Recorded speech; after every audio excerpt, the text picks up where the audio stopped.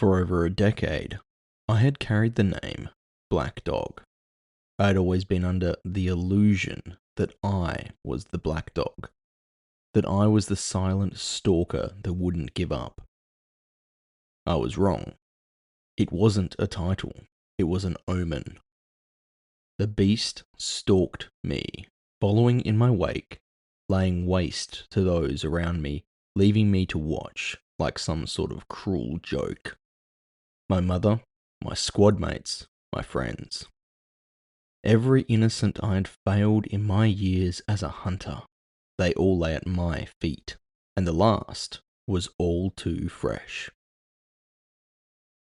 3 weeks ago, my sister, my girlfriend, myself, and a fellow hunter did battle with one of the most sadistic, power-hungry, and magically powerful beings in the country. We had won, after a fashion. When I had decided to travel down this path, I had expected that if push came to shove, I would be the one to lay down my life to get revenge for all the heartache and devastation that Sierra had wrought.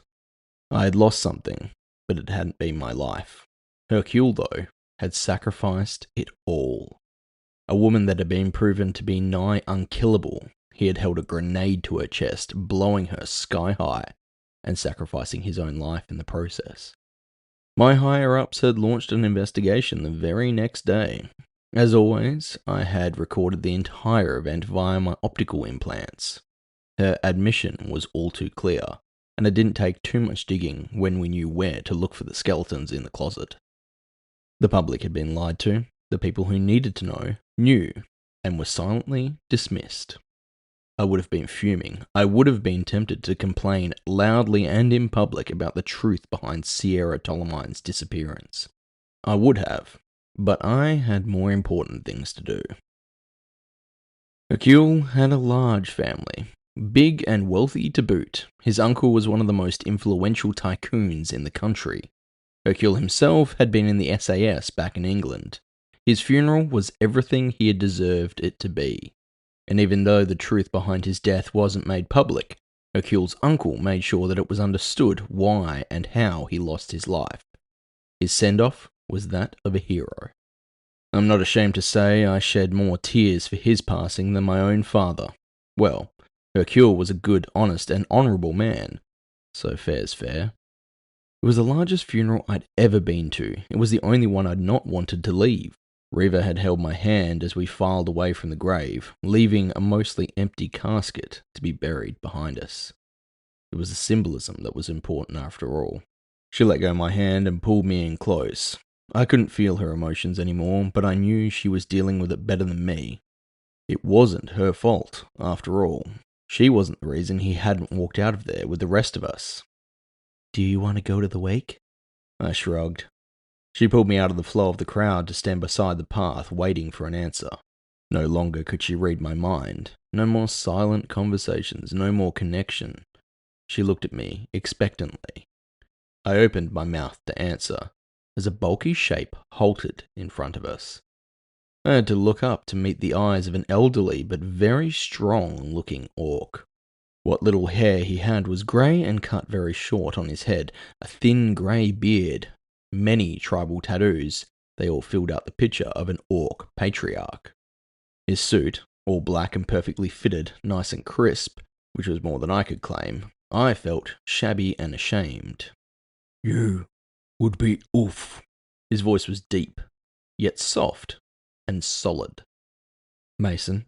I tipped my head in respect. Hercule had once explained the dynamics of the naming conventions of an orc family. I did my best to show respect. I locked eyes with him. I could see the sternness there that had given him the strength to build a business empire. "You were with my nephew at the end." I nodded. "Yes, sir." "He was always letting people talk him into going headfirst into very dangerous situations." Riva took a step forward, an ill-timed rebuke on the tip of her tongue. "We all knew the risks, sir," I said, holding out a hand in front of Riva and cutting her off. I told him he didn't have to follow me. He had every chance not to.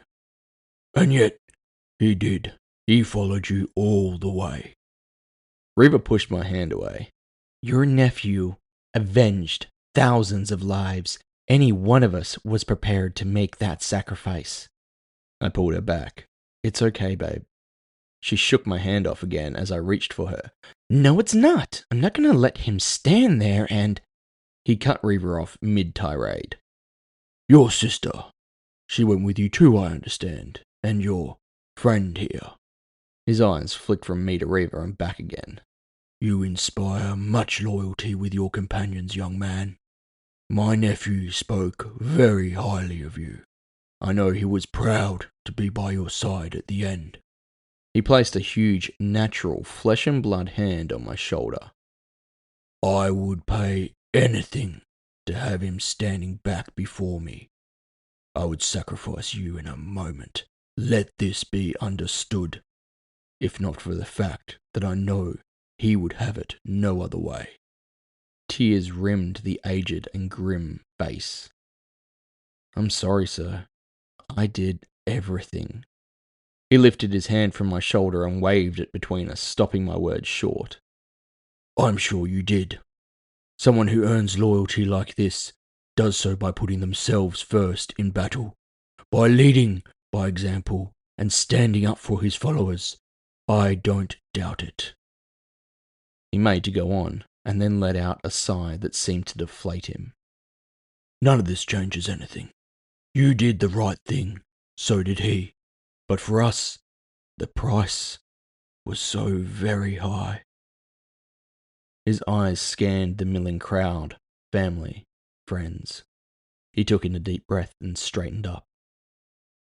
A wake is an event full of friends and family, sharing stories and good memories. He took a step back and turned to resume his march back to the cars. Reva watched him go, then turned back to me where I stood in silence, contemplating. What did that mean? I pulled my jacket tight around me, tucking in my chin and sinking my hands deep into my pockets. I ignored the question. Come on. I don't think I want to be around people right now.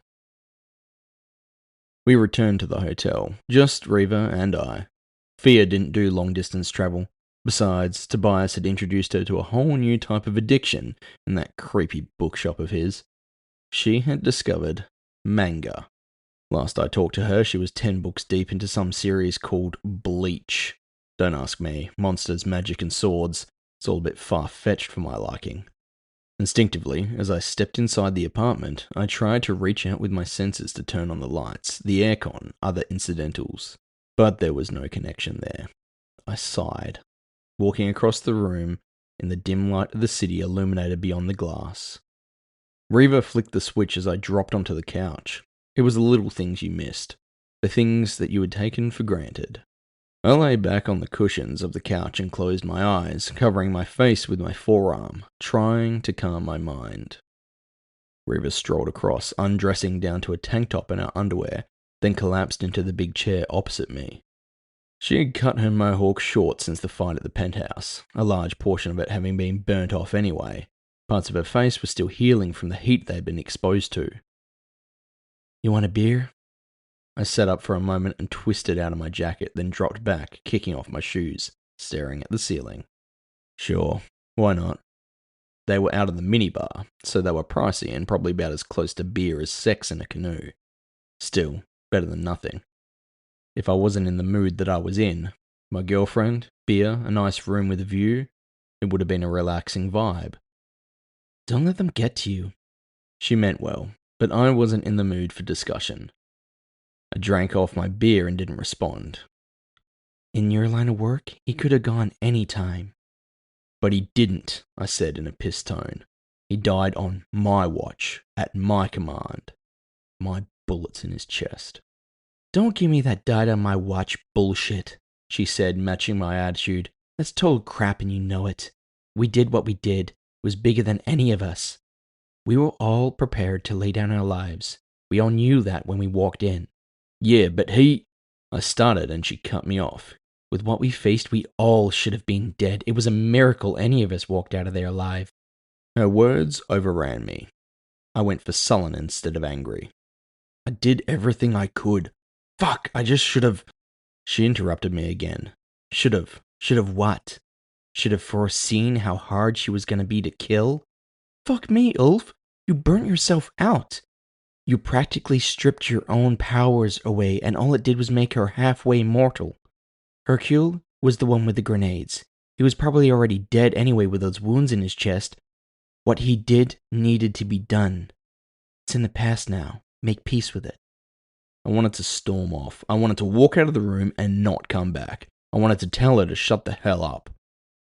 But the logical part of my mind knew she was right. It was the emotionally traumatized part of me I was having a problem with. I know what you're thinking. Everyone dies under your watch. Your mother, your friends, Hercule. Well, guess what? That's the life you chose. Shit happens. What did you expect when you joined up? What did you think was going to happen when you became a hunter? There was a long, awkward silence. I could feel the frustration and anger radiating off of her. It had been a long week. I should cut her some slack. Maybe I replied out of a place of spite or hurt. But it was true. I just didn't believe it until I said it aloud. I just keep expecting it to be me. She stood up, anger flaring in her eyes. I can't decide if you're trying to get yourself killed on purpose, like some kind of judgment, or if you just have a fucking hero complex. But when you figure it out, you let me know. She marched across the living room to the bedroom, slamming the door behind her. I thought about following her. I thought about leaving. Ultimately, I went to sleep. Everything will look better in the morning. That's what they say. They're only half right. Things looked better, in that I woke up to see a half-naked Reva doing a workout across from me in the living room of the spacious apartment we'd rented for the week. The look she gave me said she was still pissed. I sat up and rubbed my neck. You think that having augmented limbs and being part machine, you wouldn't feel the aches and pains. You'd be wrong. Synthetic nerves were essential, so your mind could be fooled into thinking your body was some kind of normal. Too many orgs without feeling, and you'd start tripping balls. This meant that having had slept in an odd position, every part of me ached. Reva continued to do sit-ups, not slowing to talk to me. You done being a self-pitying little bitch? I raised my eyebrows at the ferocity of her tone. I opened my mouth to say something witty, and probably very unwise. I ended up choosing a more diplomatic approach. I'm sorry. She stopped, breathing heavily and resting her hands on her knees, her abs and chest glistening with sweat. I get it. I do. I get what you're feeling. It's called survivor's guilt. I didn't mean to play down what you're going through, but you've been this way before. You know self-pity isn't the answer. I nodded, pushing my long unwashed hair out of my face, running a hand over my day-old growth. It's not just that. I sighed. How to explain? Everything I am, was, tied to what I am. Without that, what good am I? She got to her feet and took a couple of steps closer, crossing her arms across her chest, her breasts being pushed up in the most distracting nature. You're more than just your powers. You have other abilities, other value. I slumped back. For so long I've been a Cypher. It's what set me apart, it's what gave me an edge. Without that, I'm just another cowboy with a gun. You still understand the world better than most. You don't have to access those powers anymore. Learn to do things the old school way. Get interface installed. I shrugged. It was a good suggestion, but I really wasn't in the mood to think about it right now. I just need time to process all of this. That's fine, but I don't want you throwing that attitude at me. I'm here for you, but don't go expecting me to sit around and play whatever game it was last night.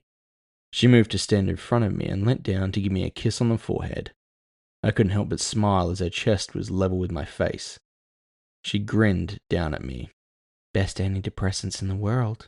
She threw me a wink. I pulled her in close, kissing her stomach.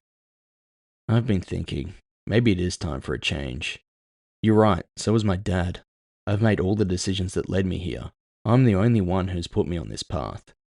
But it's not the only one I can take. She pulled back. So, you're going to quit being a hunter? She didn't sound surprised or judgmental. I shrugged. Without my powers, I'm not much good to anyone. And I don't want to get anyone else killed. What if it had been you, or fear? I shook my head. It's not a profession you grow old in. She lifted my chin with her finger.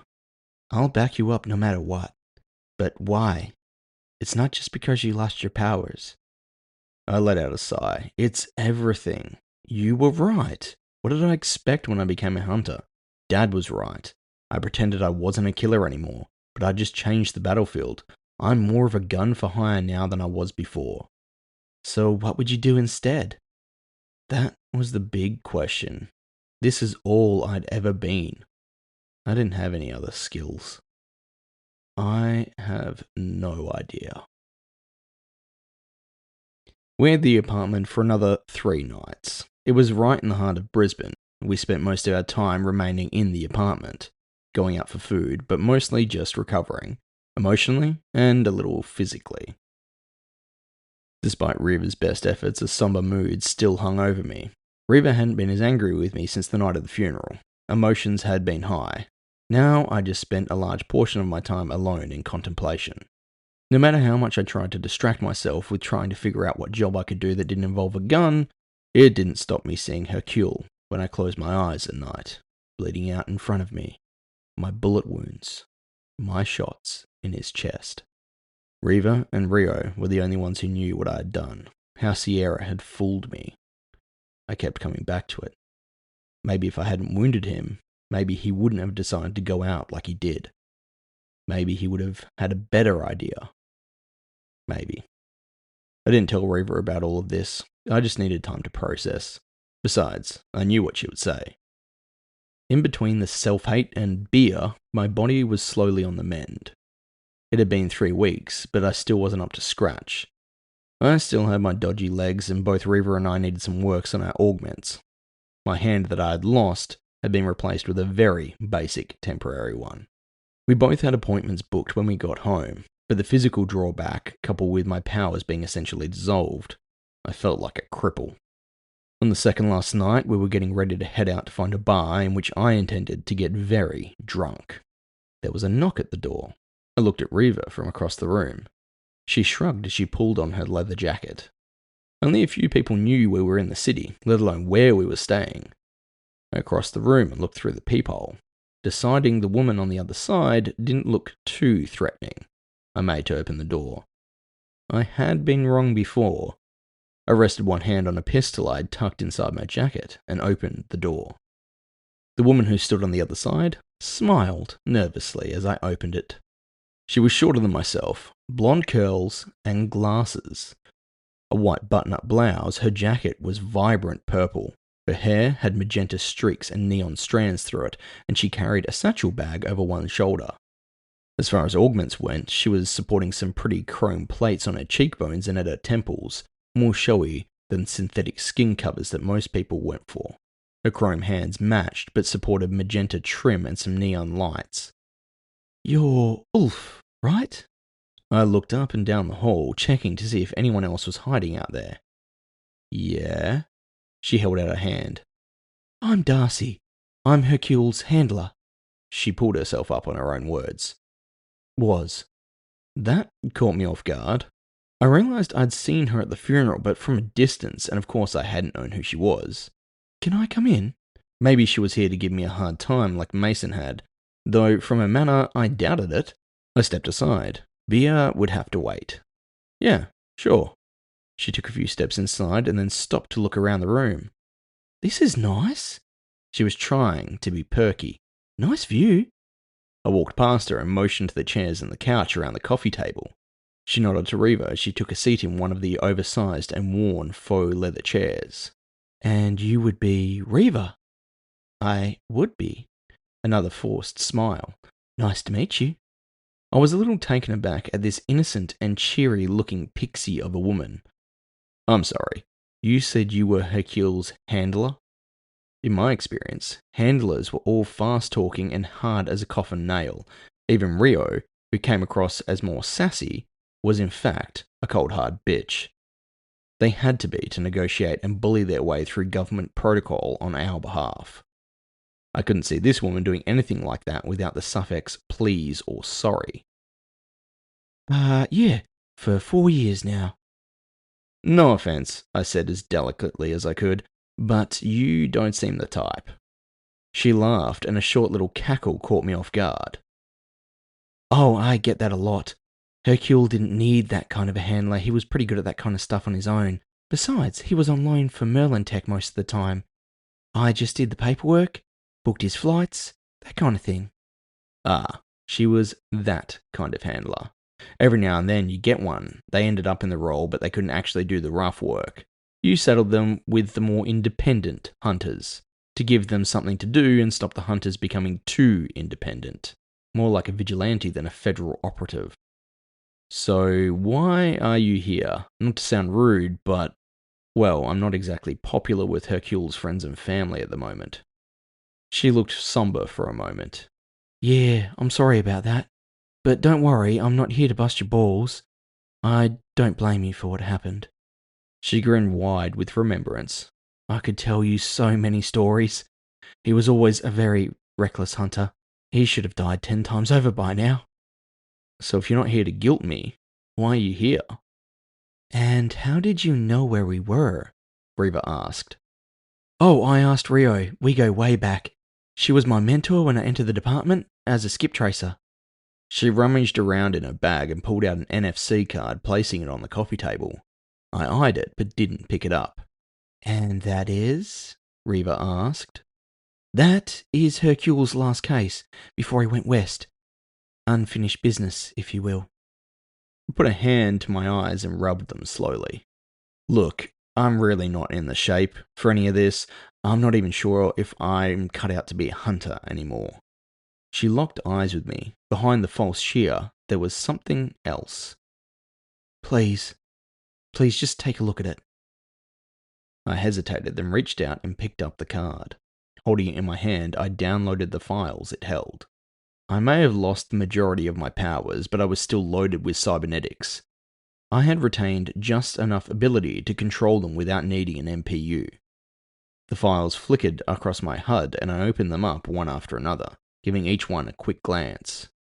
This is a missing persons file. No, wait, murder files. Multiple ones. I stopped on one file for the briefest moment longer. The photo of a dead woman, the first thing I saw. She was wearing items that could only loosely be called clothing, and her body was cut to ribbons. I skipped back to the other files, lining up each photo. Each woman was, well, clearly all of them of the same profession. Each one viciously sliced to pieces. These are all street girls, yeah. I shook my head. Who put Hercule onto this? This isn't department issued, I'm guessing. She shook her head. No, it was a personal interest. No one else would do anything about it. Even the police don't care. No one gives a shit if the street girls get cut up. I tossed the card to Reva and shut down the files to look back into those eyes behind the pixie face. What makes you think I'm able to do anything about this? This isn't my city. I have nothing here to work with, and I'm busted up. I held up my temporary hand. And ask Rio, I'm not really a Cypher anymore. I've got no tricks up my sleeve. I'll get you whatever you need. I can source weapons, get you contacts. I'll pull my weight. Look, I get it. This is important to you. But here's the thing. When I get involved, people who shouldn't seem to end up dead. Her face fell. Not from my rejection, but from something I'd said. That's okay. There isn't really anyone left I'm scared to lose. We locked eyes. Please, I'm begging you. There was desperation there. This was personal, but in a different way than I'd thought at first. I sighed and reopened the photos, scrolling until I found one in particular. A petite woman. She had vibrant blue hair and chrome augments, more flash and style, like a lot of the pleasure girls got. But she shared the same pixie face. Please. The pain was obvious in her voice. No one else wants to know. And Hercule said, you don't just take jobs for money. He said he liked you because you wanted to help people. She was on the verge of tears. Well, what the hell was I gonna say? I can try. I held up my hand. I'm not making any promises, mind you. Her face lit with hope. Yes, that's all I ask. Just see what you can find. I'll cover the rest. You stay here. I'll sort out any kit you need. All of Hercule's files are in. I waved a hand, forestalling her. Okay, cool your jets. I need to do some reading, do some research, then we can talk about action. Lucky for me, I had a research guru on the other end of a comms call. I turned to Reba. Can you get us something to eat while I work on these files? Her eyes were lit from within with the lights of HUD menus. They flicked on and off as she got to her feet. All over it. She walked past Darcy, practically pulling her out of the seat. Come on, Goldilocks. What? Where are we going? You're about to shout us all dinner. I waited until they left, giving it a full minute after they closed the door before I called Fia. She answered almost straight away. Good. She wasn't busy. Yo, hey bro. Been a few days. She was sitting cross-legged on the floor, a stack of manga next to her and her headphones on, flattening her usually disheveled hair. She was dressed in 2 sizes too big of a tracksuit. Hey, how's it going? Just hanging out, you know. You sound like shit, by the way. I wanted to be pissed, but honestly, she was right. Thanks, I replied flatly. So, she sat back and started to dig about in a bag of chips. What do you need? I can't just call you to check in. She shook her head and spoke around a mouthful. No, you want something? You got me. Look, we got one last job. She froze, handful of chips halfway to her mouth. What do you mean, last?